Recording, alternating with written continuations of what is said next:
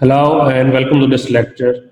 Today we are going to discuss pancreatic hormone and anti-diabetic drugs. And I'm presenting the case of a 12-year-old boy is brought to the office by his parents because of abdominal pain for the past day. Prior to this, the parents noted that he was drinking a lot of water and going to the bathroom frequently. He said that his mouth was very dry and he was very thirsty. Until the past day or two, he was eating more than usual but was losing the weight. He has no significant medical history, and the family history is unremarkable. On examination, he appears moderately ill and his blood pressure is normal, but he is tachycardic. His mucous membrane is dry. His abdomen is diffusely tender but without rebound on guarding. A urine dipstick test in the office reveals the presence of large ketones and glucose. A glucose measurement from a drop of the blood obtained from the finger stick is markedly elevated at 550 milligram per deciliter. You immediately admit the patient to the hospital for newly diagnosed type 1 diabetic mellitus in ketoacidosis and start an infusion of IV fluids and regular insulin. So let's discuss the diabetes inside. But before discussing that, we need to understand that the insulin is very important hormone produced from the pancreas, and we also need to know some physiology that there are two kind of hormones. One are exocrine, and the other one is endocrine. And we mentioned in the group is heterocrine, and the pancreas is responsible for producing insulin and glucagon. And also pancreas actually where it is responsible for digestion of protein and fat and carbohydrates. You already studied these in your previous class. And then this is just a revision of that different hormones that produce from the pancreas, like insulin, their functions. Then we have amylin, glucagon, somatostatin, pancreatic peptides, and ghrelin. And these are hormones as functions. Like insulin is responsible for storage and anabolic hormones of the body. Amylin is responsible for the gastric emptying and insulin secretion. Then we have glucagon, which is also important that mobilize the glycogen storage. Then we have somatostatin, which is a universal inhibitor of secretory cells. Then pancreatic peptide facilitate digestion. Then we have ghrelin that increase pituitary growth hormone release. So these all you already studied in your previous class. The main topic that we are discussing today is the disease of the pancreas. Especially we are focused on diabetic mellitus, as we have seen our case study in which an elevated blood pressure in which an elevated blood glucose is associated with absent or inadequate pancreatic insulin secretion, and with or without concurrent impairment of insulin action. So the main thing in diabetic mellitus is the impairment of the insulin action or the release of the insulin secretion. And we classify diabetic mellitus into four different categories: type 1, type 2, other specific diabetic mellitus, and then gestational diabetes mellitus. When we take a look of type 1 diabetic mellitus, it is subdivided into 1A and 1B, which is either immune mediated or idiopathic. And in immune mediated, maybe the autoimmune disorders is responsible for type 1 diabetic mellitus, as these type 1 diabetic mellitus occur at very early age. And if you take a look of the case, I'm going back to show you the case again. And they mentioned this is the important point. The number one, a 12-year-old boy. So this is not type 2 diabetes because this occurring at very early age, and the key characteristic in type 1 diabetes is it occur, I mentioned here, develop before age of 30. The reasons, one sometimes is autoimmune disorders, because sometimes when virus or attack or bacterial attack occur, then sometimes it auto ingest or auto attack their own body cells. Sometimes genetic reasons also, that hereditary reasons that responsible for autoimmune disorder, or the other reason that idiopathic is actually the unknown reasons. uh, I consider that the idiopathic cause is more related to the your mental status. So, but obviously there is not much evidence available for that idiopathic reason. Still need to do some research. But my perspective that most of the idiopathic causes are related to psychological and physiological effect both. But this is a good topic for research if someone is interested. Uh, this is a big gap, and whenever I teach pathology and pharmacology, I found that the most of the treatments and most of the reasons or etiologies are mentioned idiopathic. Why? Because medical terms, the researchers don't find the evidence, but actually when we combine different field of sciences like psychology and then medical science, then maybe we get these answers. And so this is a separate topic we will discuss maybe in our any upcoming webinar. When we take a look of type 1 diabetic mellitus, we talk about the treatments. There are different kind of treatment like insulin replacement therapy, injection of pharmacological insulin, manual injection device, insulin pump, artificial pancreas, surgery, pancreas kidney transplant, and then stem cells. So there are a lot of option, but the most commonly used is that injection of insulin. That is the most common example in type 1 diabetes, because patient with type 1 diabetes mellitus, they are very young, so they need to use insulin for long term, maybe for their whole life. And then the most commonly used in most of the countries is like the use of the auto injectors for insulin, and that's a common example in that. When we take a look of type 2 diabetes mellitus, it occur at late age, and the tissue resistance to insulin action plus with the deficiency of the insulin secretion, it is responsible for that type 2 diabetes mellitus. Insulin produced from where? This is the first question. We know that it is produced from the pancreas, but produced from the beta cells of the pancreas, and it is responsible for maintaining the glucose, fatty acid, and triglyceride level, and high density lipoprotein. And if insufficient insulin produced, then there will be increase of the blood glucose level, increase of the free fatty acid and triglycerides, and the decrease of the high density lipid protein. When we take a look of the treatment, we also have some medications available like oral hypoglycemic agents and insulin therapy. And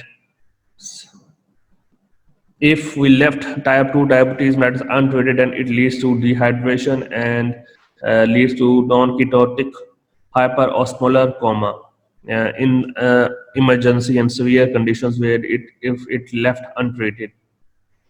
The other specific diabetes mellitus reasons are because of pancreatectomy, maybe the surgical removal of pancreas, pancreatitis, inflammation of the pancreas, non-pancreatic diseases, and sometimes the drug-induced diabetes mellitus is also responsible. Which drugs are responsible for drug-induced diabetic mellitus?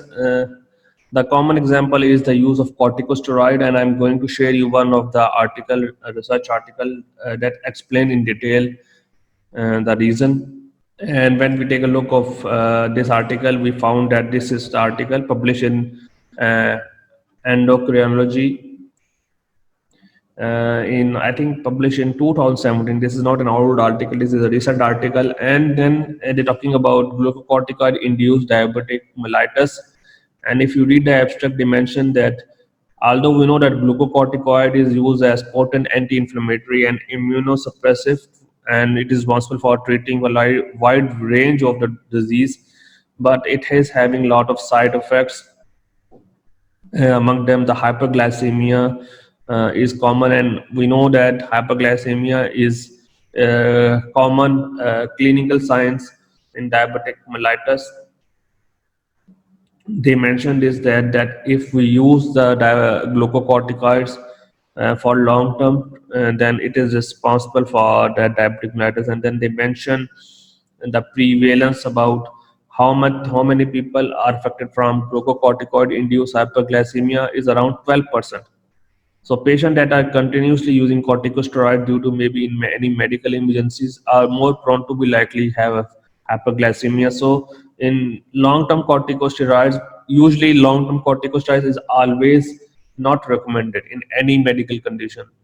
But if in case in somehow that patient need to take the glucocorticoids for long term, then we need to give them to reduce the blood glucose level as well. So this is very important. And then we can see that they mention the risk factors, that higher dose of glucocorticoids around prednisolone like 20 milligram, hydrocortisone 50 milligram.